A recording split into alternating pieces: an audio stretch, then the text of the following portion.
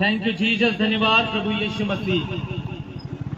आज इस नगर के अंदर खुदावंद मसीह यीशु हम लोगों को लेके आए ताकि हम मसीहों के बीच में प्रभु यीशु मसीह की सच्चाइयों को बता पाए।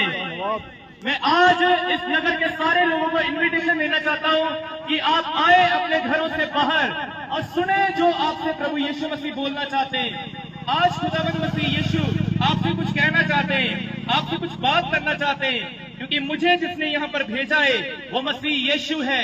कोई मनुष्य नहीं, कोई चर्च नहीं, कोई पास्टर नहीं, लेकिन जमीन और आसमान को बनाने वाला मसीह यीशु है। आए अपने घरों से बाहर और प्रभु यीशु के इन वचनों को सुनने के लिए अपने कानों को आगे करें।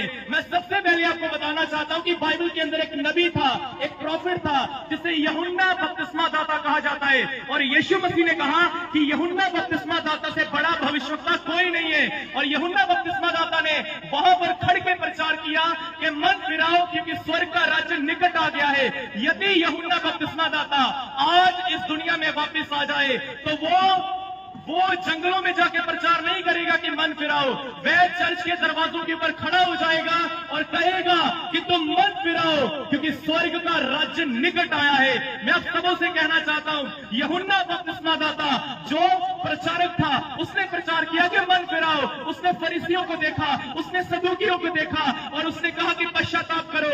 मसीह लोगों, मैं आपको कहना चाहता हूं कि आप पश्चाताप करें। मैं यूहन्ना की आत्मा में आपको कहना चाहता हूं कि मन फिराओ। जैसे यूहन्ना ने कहा मन फिराओ, किन बातों से मन फिराना है? मन फिराओ अपने पाप से, मन फिराओ अपने गुनाह से, मन फिराओ झूठी शिक्षाओं से, क्योंकि आज मसीह लोगों के बीच में ये तीनों चीजें बहुत आ गई है। हाँ, मसीह लोग पाप करते हैं, मसीह लोग अपराध करते हैं, मसीह लोग संसार के ऊपर मन लगाते हैं और मसीहों के बीच में झूठी शिक्षाएं बहुत ज्यादा आ चुकी है। मैं आप सबों से कहना चाहता हूं कि आपको पश्चाताप करने की जरूरत है, आपको मन फिराने की जरूरत है, क्योंकि मन फिराव का प्रचार आज मसीह लोगों के बीच में से खत्म होता जा रहा है। मन फिराने का प्रचार आज मसीहों के बीच में खत्म हो जा रहा है। लेकिन मैं आपको ये बताने आया हूं कि आपको मन फिराने की जरूरत है। हाँ, आपको मन फिराने की जरूरत है, क्योंकि परमेश्वर जल्दी आने वाला है इस दुनिया का न्याय करने, इस दुनिया का न्याय करने। खुदावंद मसीह यीशु जल्दी आने वाला है।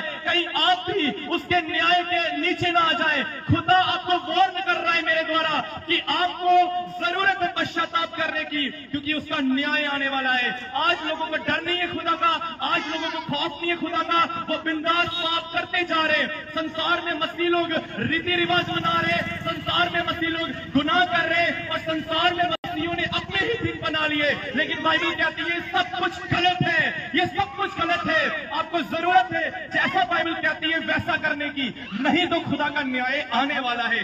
जैसे संसार में लोग दिनों को सेलिब्रेट करते हैं, कोई किस दिन को मनाता है, कोई किस दिन को मनाता है। मैं आपको कहना चाहता हूं एक दिन आने वाला है जिसे न्याय का दिन कहा जाता है, जिसे डे ऑफ जजमेंट का दिन कहा जाता है। उस दिन खुदा लोगों का, मसीही लोगों का और दूसरे लोगों का न्याय करेगा। बाइबल कहती है कि हर धर्म का और हर कौम का बंदा उस खुदावंद मसीह यीशु के सामने खड़ा होगा, क्योंकि वह अपनी अदालत लगाएगा और जो वचन के अकॉर्डिंग सही नहीं निकला, खुदा उन्हें नरक की आग में धकेलेगा। आप कहोगे खुदा तो भला परमेश्वर है, वो किसी को नरक में क्यों भेजेगा? जी बिल्कुल, खुदा भला है, लेकिन जो पाप करेगा, जो गुनाह करेगा, वो नरक में जाएगा, वो अवश्य नरक में जाएगा।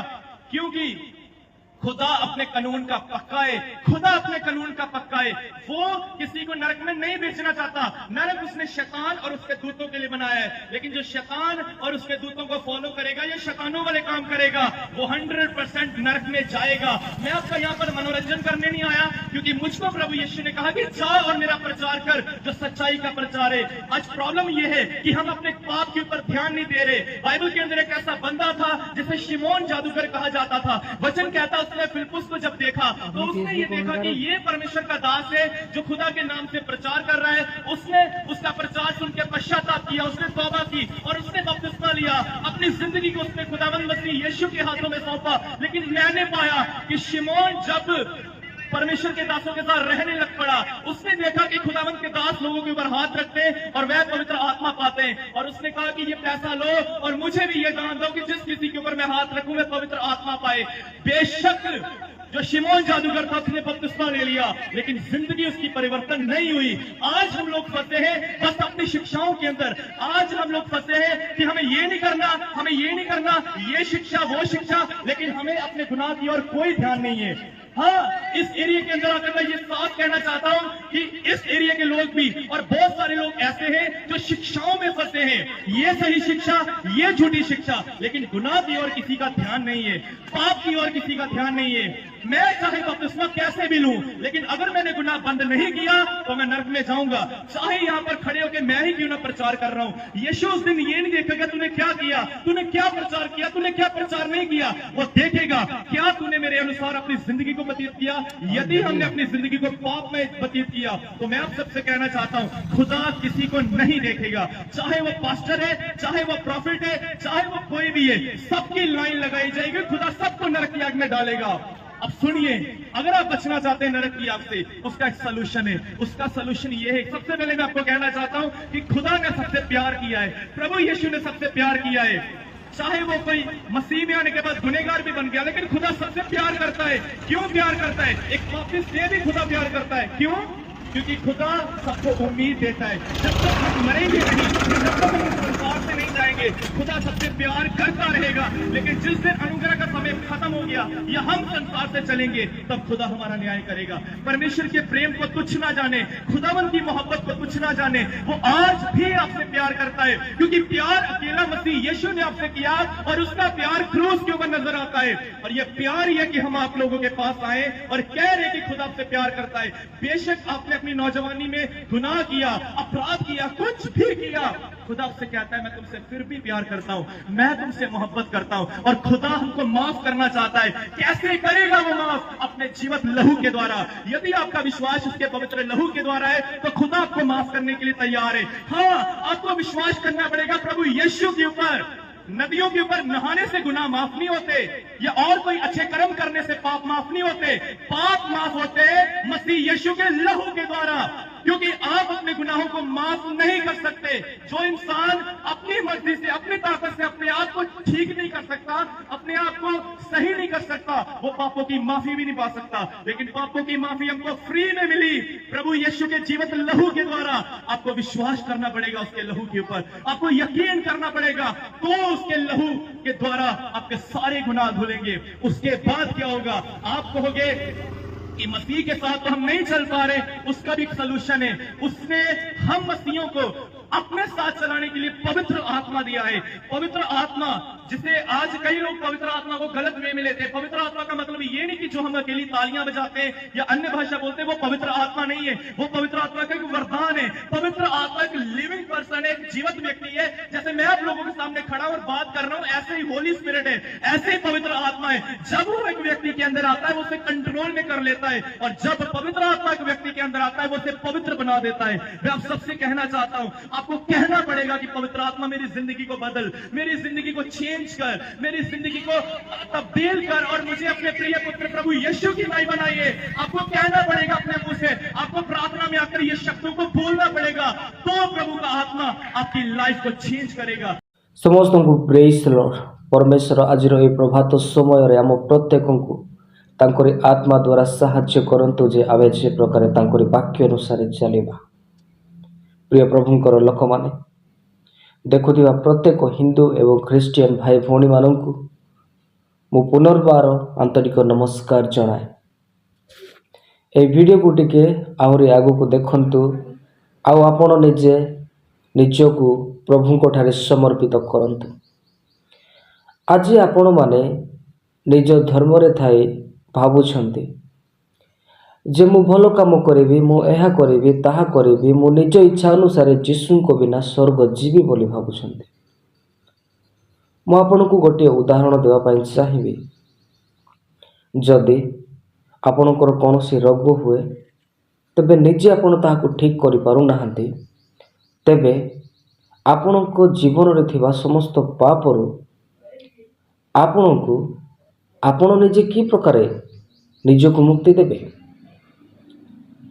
ଯେ ପ୍ରକାରେ ଆପଣଙ୍କର ରୋଗକୁ ଚିକିତ୍ସା କରିବା ପାଇଁ ଜଣେ ଡକ୍ଟରଙ୍କୁ ଆବଶ୍ୟକ ପଡ଼ିଥାଏ, ସେହି ପ୍ରକାରେ ଆପଣଙ୍କୁ ସମସ୍ତ ନିଜ ପାପରୁ ମୁକ୍ତି କରି ସ୍ୱର୍ଗକୁ ନେବା ପାଇଁ ଜଣେ ପରମେଶ୍ୱରଙ୍କର ଆବଶ୍ୟକ ପଡ଼ିଥାଏ, ଆଉ ସେ ହେଲେ ଯୀଶୁ ଖ୍ରୀଷ୍ଟ।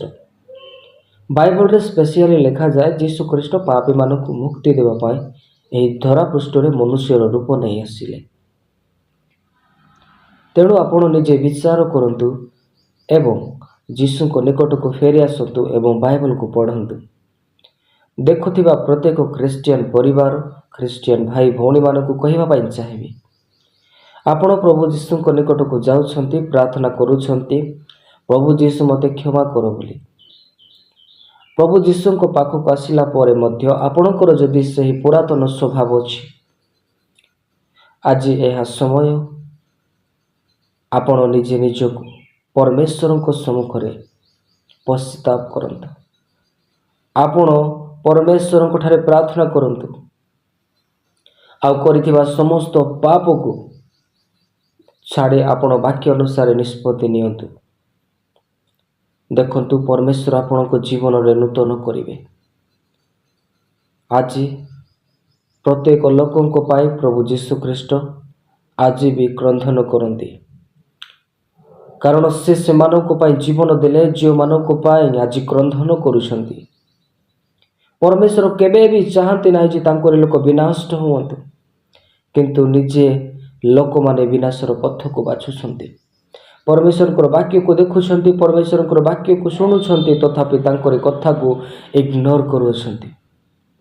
ପ୍ରଭୁ ଯୀଶୁ ଖ୍ରୀଷ୍ଟ ଆମକୁ ସୃଷ୍ଟି କଲେ। ସୃଷ୍ଟି କଲା ପରେ ସେ ଜାଣିଥିଲେ ମନୁଷ୍ୟ ପାପ କରିବ, ସେଥିପାଇଁ ତ ସେ ନିଜ ଜୀବନକୁ ଦେବା ପାଇଁ ପୁଣି ଥରେ ଆସିଲେ।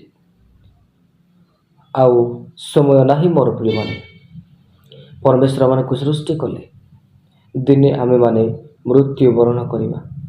ମୃତ୍ୟୁବରଣ କଲା ପରେ କୌଣସି ଜନ୍ମ ହୁଏ ନାହିଁ, ବିଚାରିତ ହୁଏ ଆଉ ସ୍ୱର୍ଗ ନର୍କକୁ ଯିବାକୁ ହୁଏ। ଯେଉଁମାନେ ପରମେଶ୍ୱରଙ୍କୁ ଯୀଶୁଙ୍କୁ ବିଶ୍ୱାସ କଲେ, ନିଜର ପାପକୁ ସ୍ୱୀକାର କଲେ ଆଉ ପ୍ରଭୁଙ୍କର ବାକ୍ୟ ଅନୁସାରେ ନିଜ ଜୀବନକୁ ଅତିବାହିତ କଲେ, ସେମାନେ ସ୍ୱର୍ଗ ରାଜ୍ୟର ଭାଗୀଦାର ହେବେ। ଯେଉଁମାନେ ପ୍ରଭୁଙ୍କର ବାକ୍ୟ ଶୁଣି ସୁଦ୍ଧା ନିଜ ନିଜ କାମରେ ସେମାନେ ଜୀବନ ଅତିବାହିତ କଲେ, ସେମାନେ କଦାପି କେବେ ବି ସ୍ୱର୍ଗ ରାଜ୍ୟରେ ପ୍ରବେଶ କରିପାରିବେ ନାହିଁ, ଯାହା ଏକ ଦୁଃଖର ବିଷୟ ଅଟେ। ପ୍ରିୟମାନେ, ଆଜି ସମୟ ଅଛି ନିଜ ନିଜକୁ ଆମେ ସମର୍ପିତ କରି ପ୍ରଭୁଙ୍କ ରାଜ୍ୟ ନିମନ୍ତେ ଆମେ ପ୍ରସ୍ତୁତ ହେବା। ଅଳ୍ପ ସମୟ କି ରହିଅଛି। ମନୁଷ୍ୟ ଜୀବନର କ'ଣ ଅଛି, ଆଜି ଅଛି କାଲି ନାହିଁ। ତେଣୁ ସେହି ସତ୍ୟ ଜୀବିତ ପରମେଶ୍ୱରଙ୍କୁ ଆମେ ବିଶ୍ୱାସ କରି ତାଙ୍କରି ବାକ୍ୟକୁ ପଢ଼ି ଆମେ ନିଜ ଜୀବନକୁ ପ୍ରଭୁଙ୍କ ଠାରେ ସମର୍ପିତ କରିବା। ପ୍ରିୟମାନେ, ଏହି ଭିଡ଼ିଓକୁ ବହୁତ ଲୋକଙ୍କୁ ସେୟାର କରନ୍ତୁ। ଏହି ପ୍ରକାର ଭିଡ଼ିଓ ଦେଖିବା ପାଇଁ ଆପଣ ଆମ ଚ୍ୟାନେଲକୁ ସବସ୍କ୍ରାଇବ୍ କରନ୍ତୁ। ତ ପୁଣି ଦେଖାଇବା ଆଗାମୀ ଭିଡ଼ିଓରେ। ଆପଣ ସମସ୍ତଙ୍କୁ ପ୍ରେଜ୍ ଦ ଲର୍ଡ।